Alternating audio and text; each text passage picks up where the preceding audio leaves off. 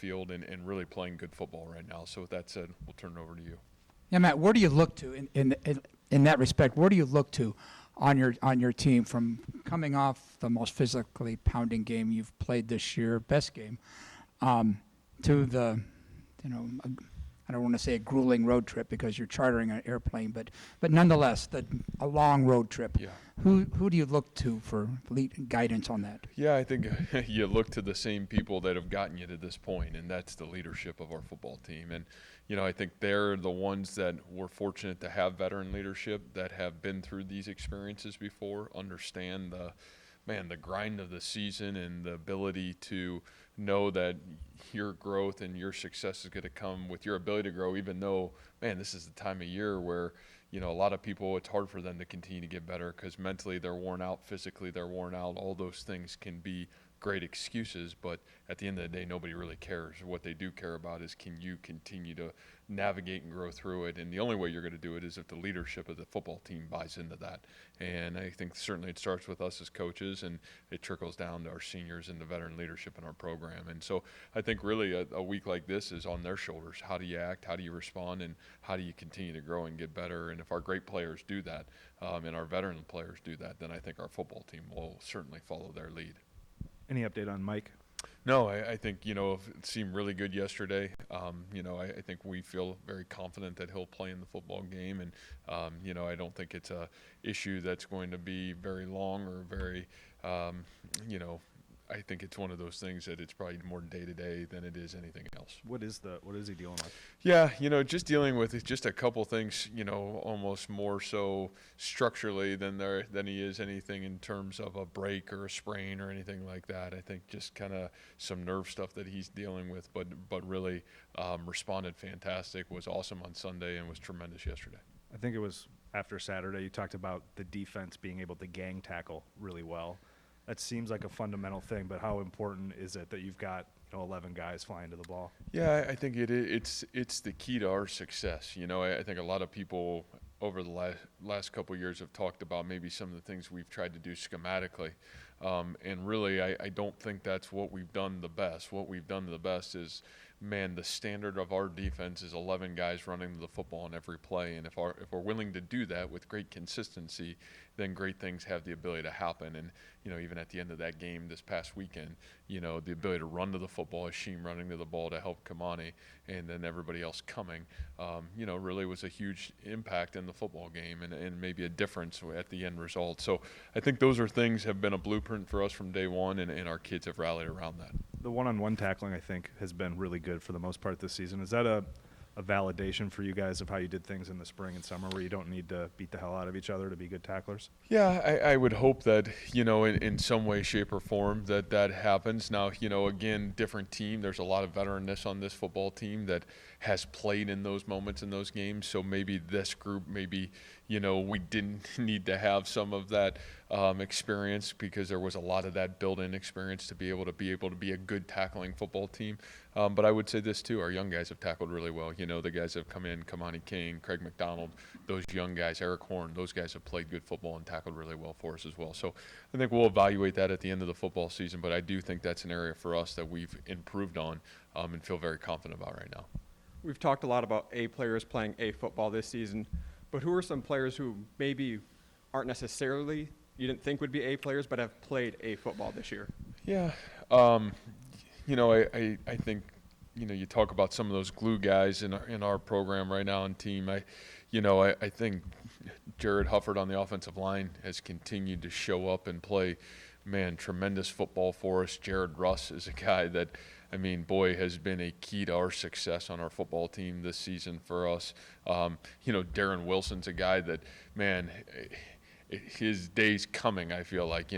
He's played tremendous for us. What happens from a receiver standpoint, you don't maybe get some of the production, but boy, what he's done from a blocking and assignment and detail standpoint has been exceptional, and he's played really good football. And I think you flip over on the other side of the ball, and on the defensive side, Kamani, we've talked a lot about, I think has played tremendous for us. Zach Peterson has been, nothing short of exceptional, And then, I think the special teams portion of things, Andrew Mevis is proving to be an A football player. I think that was a really tough journey for us, really not knowing that he was a tremendous talent.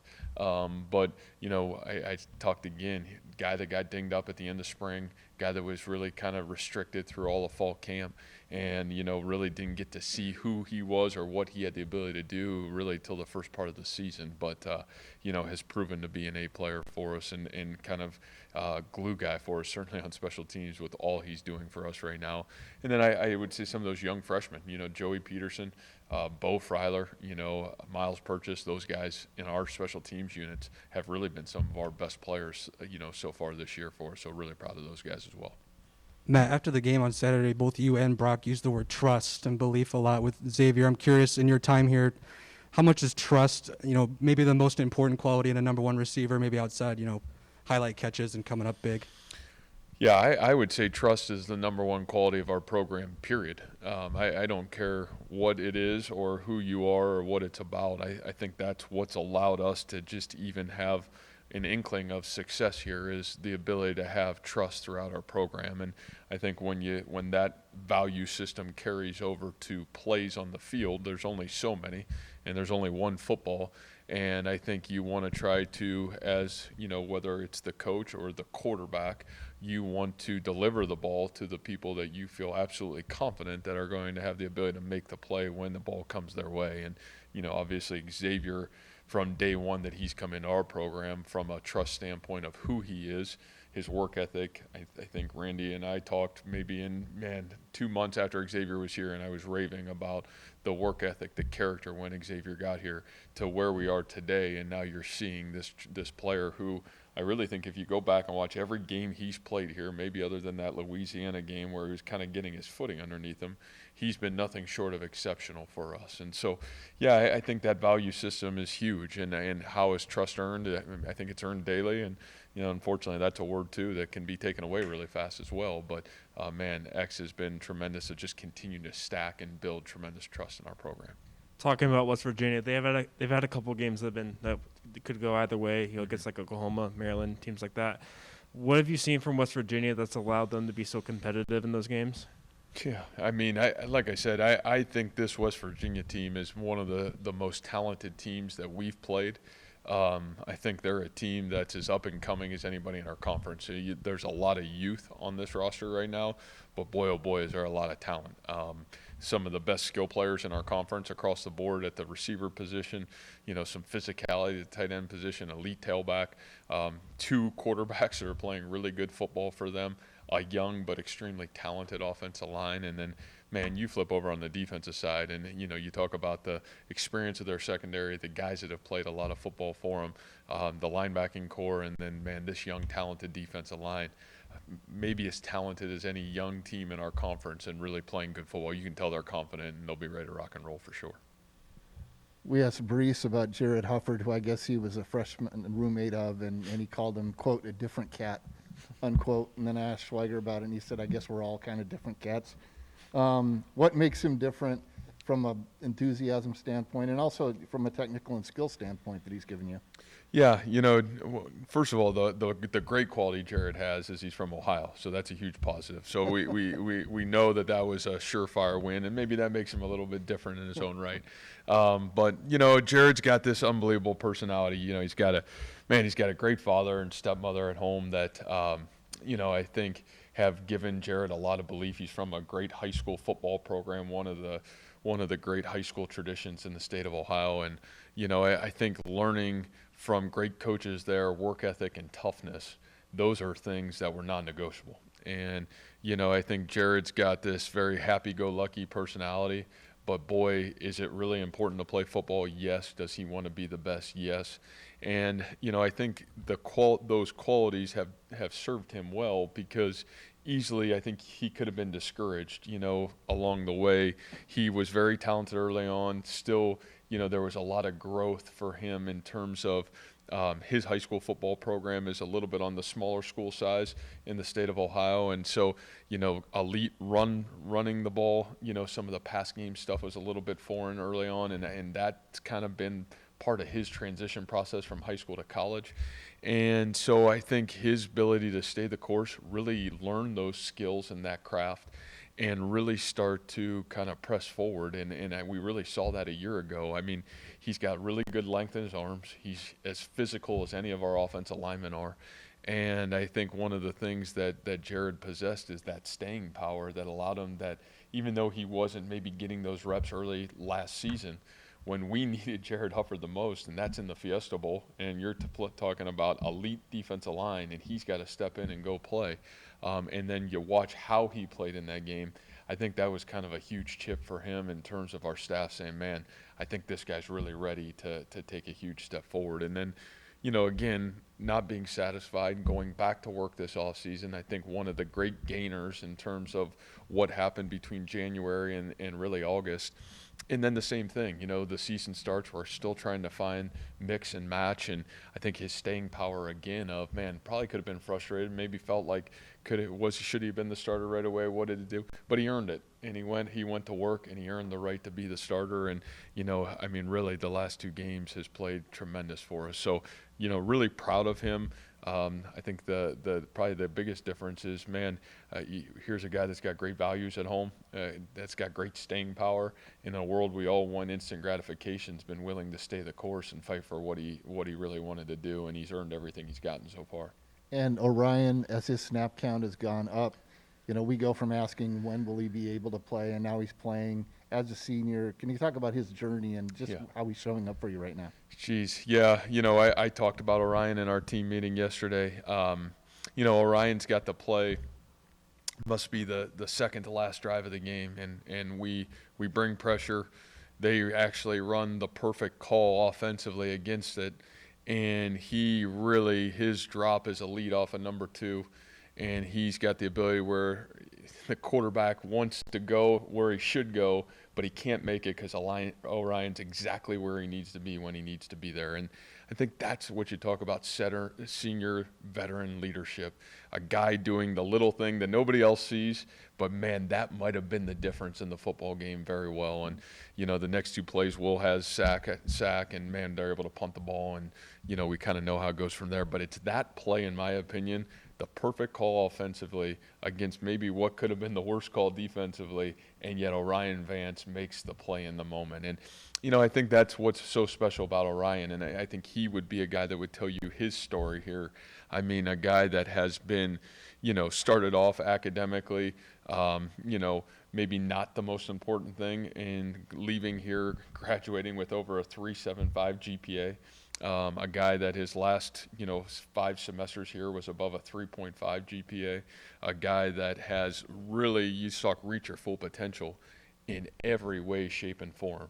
On the field, in the classroom, who he is in the community, he's reached his full potential. And so for us, I think everybody here very, very proud of him. Everybody here really excited that he is healthy, because he's a key piece of our success for sure. Will is half a sack away from breaking Shaquan's career sack record. I'm interested, just when you guys were recruiting him, did you see him having this ability? I mean, Coach Gundy last week said he's the type of player that has the ability to control a game on the edge. Yeah, I think for Will, my favorite piece of it, I'll never forget meeting Will for the first time. We're over at Hilton at a basketball game, and sitting in one of the offices, and he had come down with his high school football coach to really this first visit. And his basketball film was probably what intrigued me more than anything initially.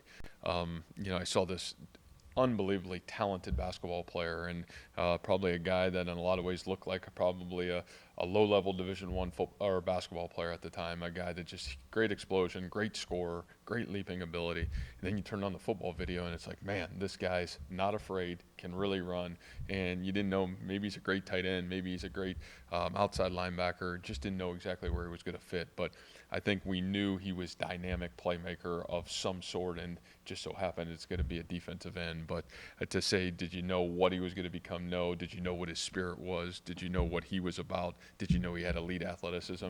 Yeah, I think we had a really good idea about that. But boy, Will's done an incredible job for us.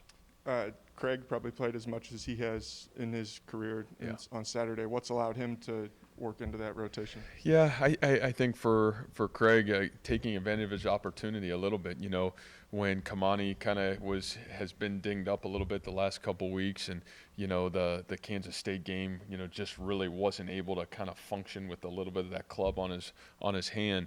We moved Greg to the field and brought Craig in, and his ability to go make plays was, I think, a huge confidence booster, not only for himself, but I think for us as a staff. I think everybody just really excited for Craig. Craig's one of those guys in our program, again, that's worked really, really hard to get and earn an opportunity to perform on the field.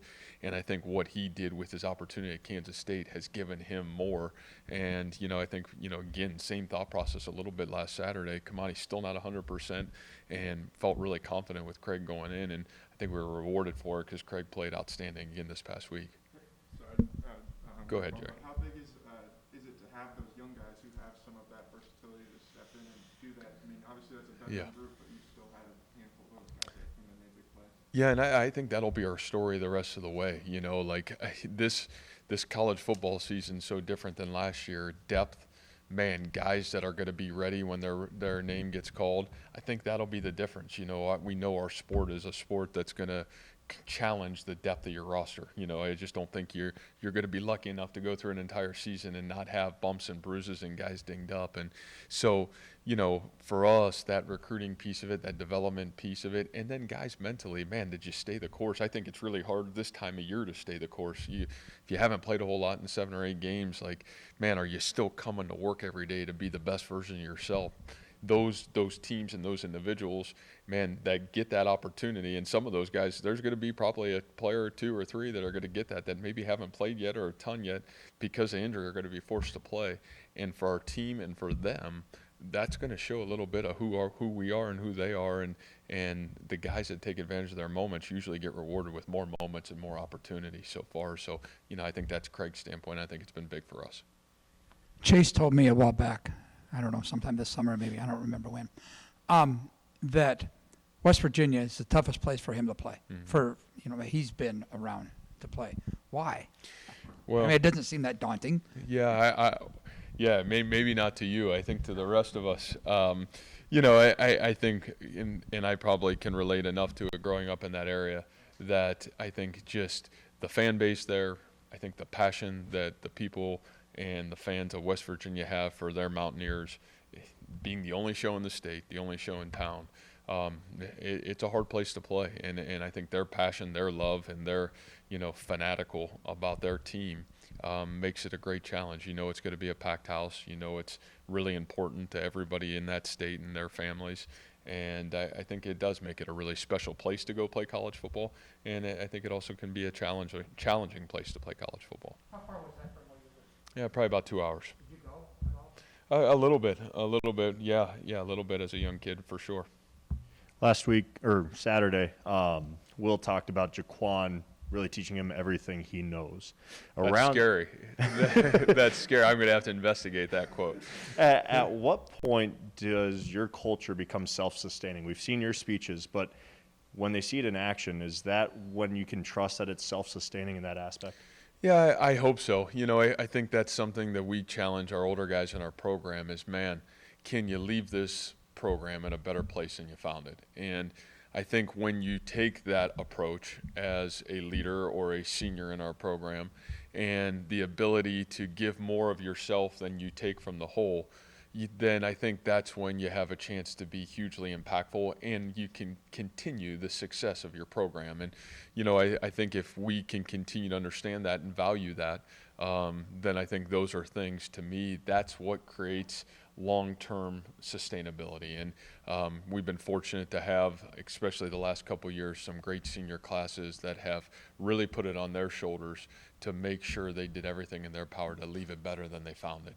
And I think, even this year, I think one of probably the greatest prides that I take is watching our seniors work through really hard and really work together to make it better than they found it and not make it about them. And that's been really fun to watch so far.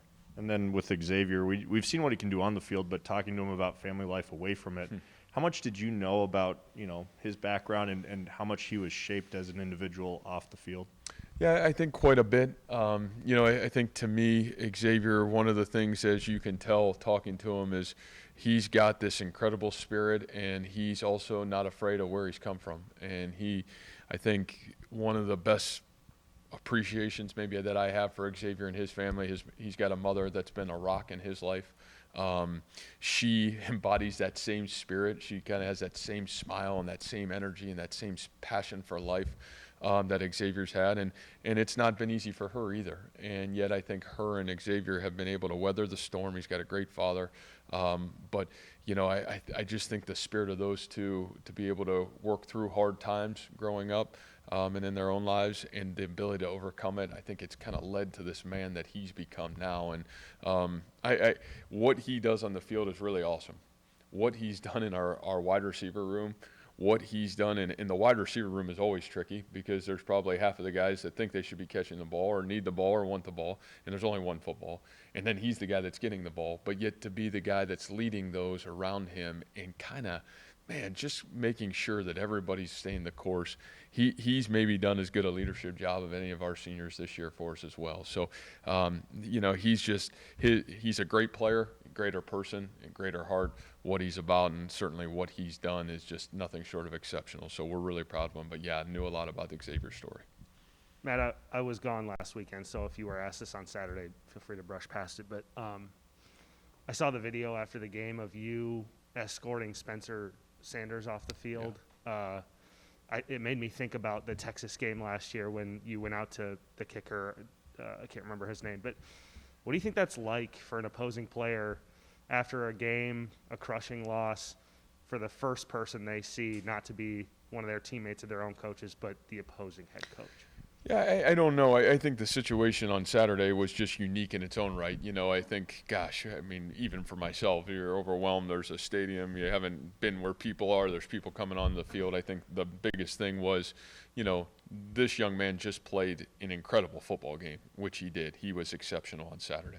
And, I certainly wanted to congratulate him on an incredible performance, and he's been such a great competitor against us for the last couple of years. And, I felt for him because I see all these people coming, and I think instantaneously it was like, man, I got to get this young man off the field and make sure he's safe. And so I think that was the biggest thing, and I know that was a challenging environment just with the amount of stuff that was going on.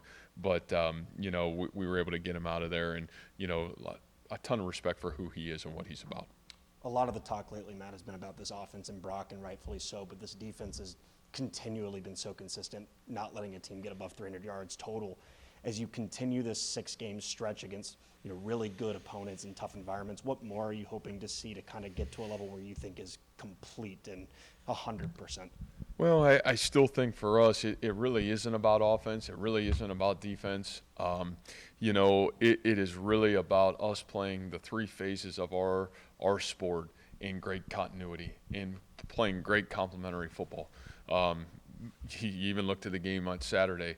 Boy, there was times where we really had the ability to seize the momentum and the flow of the game, and we didn't. And, how do we continue to find those inches and pound away at that? And, you may never always be perfect in that role.